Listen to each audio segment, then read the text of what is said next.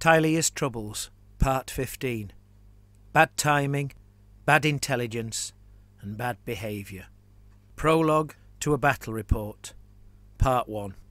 Upon the eastern coast of Tilea, Autumn 2401. Having crossed all the way from the far west, Sea Boss Scarback's Greenskin Corsairs had finally reached the eastern coast of Tilea, causing and receiving surprisingly little trouble en route. They could not travel as the crow flies, for that would really have slowed them down, considering most Tileans' attitude towards greenskins, even contracted mercenaries in the employ of a native lord who carried a banner to show their contractual allegiance. Indeed, had they not skirted this place and circumnavigated that realm, the chances are they would not have made it across at all.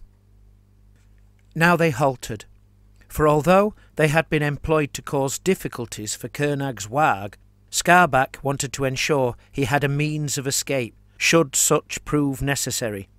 His was not a big force, and he had no intention of biting off more than he could chew, or at least, if he did do so, he wanted to be able to spit it out before it choked him, then leg it.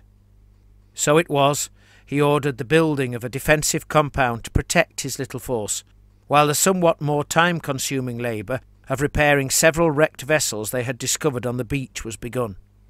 The Bay of Wrecks was not inappropriately named. Once he had seaworthy boats, or at least seaworthy in an orc's opinion, then he would commence scouting for opportunities to cause trouble. Hafty was not having the best of days. It seemed to him that he was the only one doing hard work.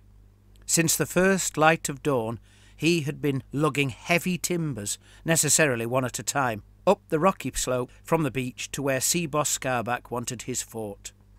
His legs ached, his back more so, and he had more splinters in his arms than he could count. More than 6 then. Despite the fact he was an orc, Hafty did not consider himself foolish, no matter what Togler said. On first being ordered upon the task, it had occurred to him, almost straight away, that they should load their wagon with timbers.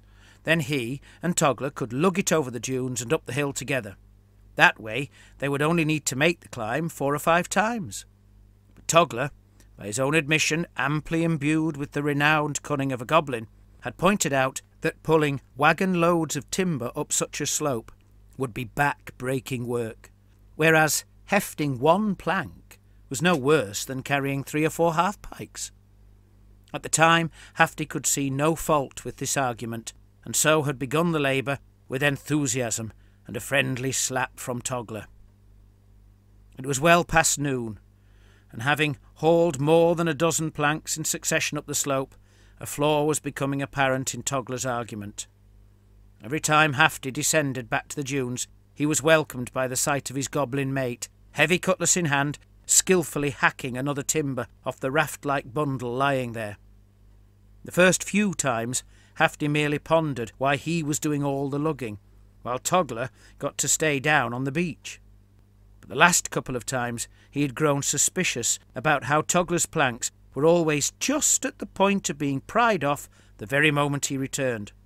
Surely removing a plank did not take the same length of time it took him to go all the way to the fort and back. Now, about to deliver his 15th plank to the labouring gobos at the flimsy fort, an idea was forming in his amply boned head. Togler was obviously sitting around idle nearly all the time, only getting off his behind as Hafty returned from each round trip, jumping up to knock another plank off. He looked busy, but only when he had to, which is only when Hafty was there. "Well," Hafty muttered to himself, "I ain't carrying any more plankies. When I gets back, we'll play swapsies. Then I gets to tip-tap at the planks while Togler can drag his lazy lump up and down this here hill." The boys up here had been busy, as the rows of stakes had increased in length since Hafty's last visit, and most of his previous planks were already attached to them. The 3 greenskins involved were arguing loudly over something or other. No surprise there. Hafty smiled. "I'll get loud with that Togler," he thought. "I'll shout me head off. Then when he comes up with some sort of clever gab to make me do all the work, I won't hear it. His words can't trick me if I don't know what they are.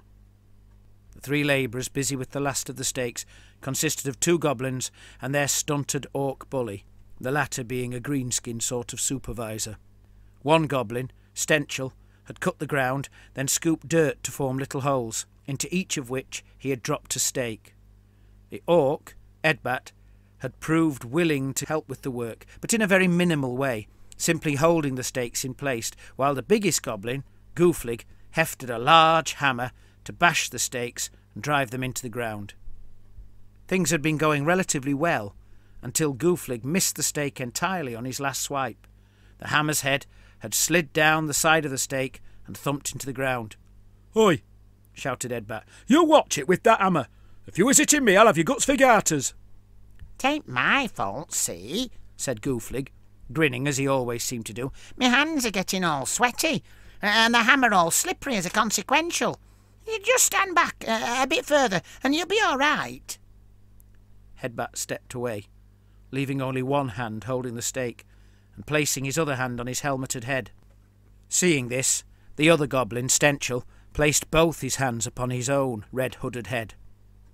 Gooflig stopped for a moment and glared at the other 2. "What do you think you're doing?" he demanded. Edbat answered without removing his hand from his helmet. "If you're feeling slippy, I don't want you bashing my head in." "Me neither," said Stenchel. Gooflig could not stifle the spluttering laugh that burst through his clenched teeth. So let me get this straight, Edbat," he said. "In order to prevent me batting your noddle," here he winked at Stenchel, "which is nicely decorated with a helmet, you put your hand on your helmet, meaning I'll bash your hand instead." Edbat glared menacingly at Gooflig. "You better not," he warned. "Not if you know what's good for you." "Meanwhile, you, Stenchel," added Gooflig, his attention shifting to the red-hooded goblin, "are so worried that my hammer might somehow magically extend to 5 times its length and so knock you on the noddle that you slap 2 hands on your own buns. Am I right?" Said Stenchel.